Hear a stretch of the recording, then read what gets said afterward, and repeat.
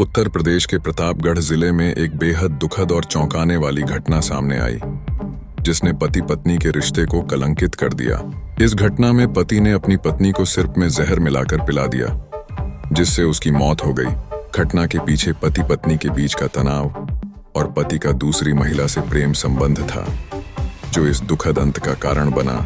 पति ने अपनी पत्नी को विश्वास में लेने के लिए वही जहर मिला सिरप अपनी मां को भी पिलाया, लेकिन पत्नी को दी गई जहर की मात्रा अधिक होने के कारण उसकी अस्पताल में इलाज के दौरान मौत हो गई।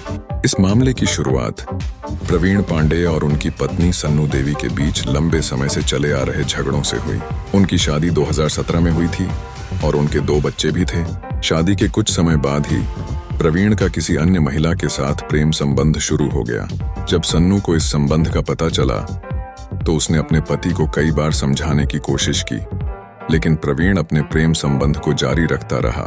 यह स्थिति सन्नू के लिए मानसिक और भावनात्मक तनाव का कारण बन गई थी। सन्नू के भाई नीरज मिश्रा ने पुलिस को बताया कि प्रवीण ने पहले भी सन्नू को मारने की योजना बनाई थी। उसने एक बार बाथरूम के पास एक तार छोड़ दिया जिसमें करंट था, जिससे सन्नू की जान को खतरा हो सकता था। हालांकि उस वक्त किसी तरह से सन्नू की जान बच गई थी। इस घटना के बाद सन्नू ने अपने पति से कई सवाल किए, लेकिन प्रवीण ने उन सवालों को नजरअंदाज कर दिया। अंततः प्रवीण ने इस बार जहर मिलाकर अपनी पत्नी की जान लेने की योजना बनाई।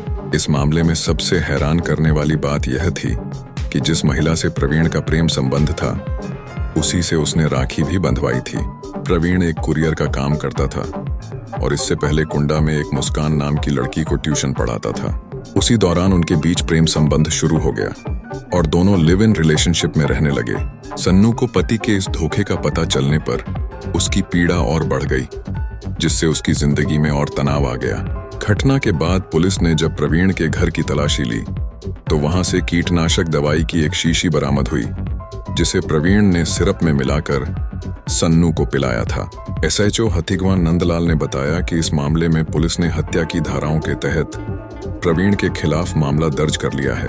पुलिस अब इस बात की जांच कर रही है कि क्या प्रवीण ने इस हत्या की योजना पहले से बना रखी थी और क्या इसमें किसी और का भी हाथ था। इस घटना ने एक बार फिर से यह साबित किया कि जब किसी रिश्ते में विश्वास और प्रेम की कमी हो जाती है तो वह रिश्ता बर्बादी की ओर चला जाता है। प्रवीण और सन्नू का रिश्ता भी इसी बर्बादी का शिकार हो गया।